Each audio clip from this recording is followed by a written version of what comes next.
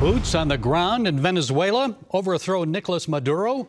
Thousands of Marines are standing by on U.S. warships off the coast of Venezuela, poised to invade if President Trump gives the order. It's one of the largest naval buildups in the region in recent history. Here with more is Latino Wall Street CEO and analyst Tony Delgado. Tony, it's good to have you with us. So what's going on? What's likely to happen here?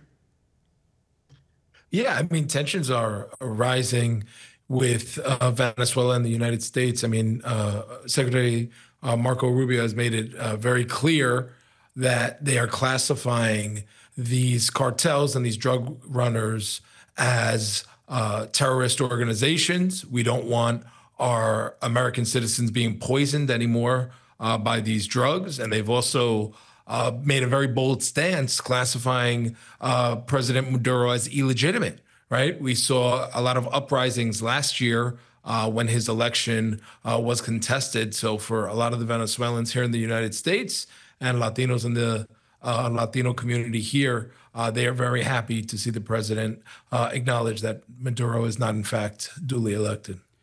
Now, Donald Trump has made it clear he opposes sending boots on the ground to countries unless it's in the U.S. interest. So why would action inside Venezuela be in the U.S. interest? I mean, listen, I'm anti-interventionist, right? I'm an American first patriot, so I don't want boots on the ground, I think, more than anyone else. But if we are going to have boots on the ground, I mean, it makes sense for us to protect our borders and to police our neighbors, right? Rather than having boots on the ground in the Middle East and in the Ukraine and these places that are really far away. I mean, the Mexican border, we share a border with Mexico. So if there's cartels and drugs and gangs and violent activity that's happening at our borders, I think the president has made it clear, and we've seen this also with his partnership and financial investments into the country of Argentina, that he believes in very strong diplomatic relations between Latin America, between North and South America, right? This continental union will only make America stronger.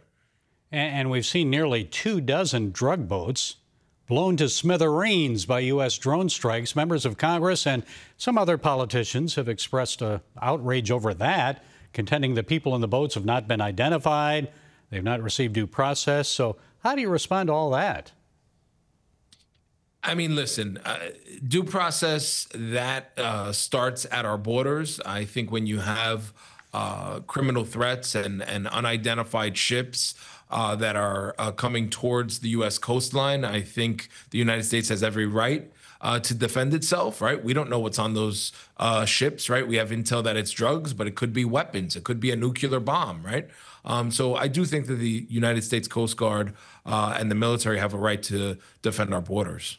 Yeah, I think a lot of people would say the fentanyl that's coming in is like a nuclear bomb, destroying a lot of American lives.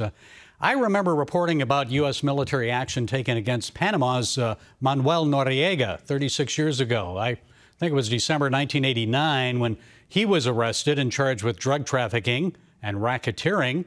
So how would Wall Street respond? How would people in Venezuela and Latinos in the U.S. support such measures?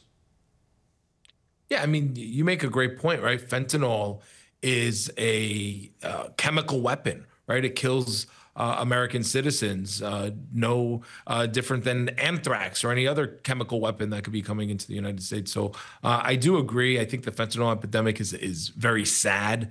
And I think we have to do everything in our power to protect our borders and to keep American citizens safe. As far as the financial implications, having better diplomatic relations with Venezuela will be very good for our economy because they're a massive producer of oil. So having better trade relations and having a different regime, not to push regime change, but if we had a different regime in there that was more pro-capitalistic, more pro-democracy and pro-freedom, I definitely think that's a good thing for the American economy. Well, the people voted for a different regime, and he stayed in power anyway. Everyone knows that it was a victory for the opposition. So, Tony, what do you think is going to happen here? Well, here's the thing. I mean, I don't think American citizens really have the full grasp of the depth of the political persecution that happens in Venezuela. Like, if you're caught even campaigning for the opposition, if you were a campaign volunteer for the opposition, I mean, Maduro is sending thugs, government thugs, to people's doors and kidnapping people in the middle of the night and imprisoning them without charges, right? I have actually close friends and business associates who live in Venezuela, and they tell me these stories, how they're scared. They're scared to post their political views on social media. They're scared for friends and family members. So just imagine that happening in the United States, right? Imagine if you wore a MAGA hat and then you were thrown in jail, right? Once the Democrats came in power, or vice versa. The Maduro regime is definitely a big problem for freedom in Latin America. And I think most Latinos will agree that we would be happy to see his era come to an end. Okay, Tony Delgado, Latino Wall Street. Thank you for joining us. We appreciate it, Tony. Thanks for having me on.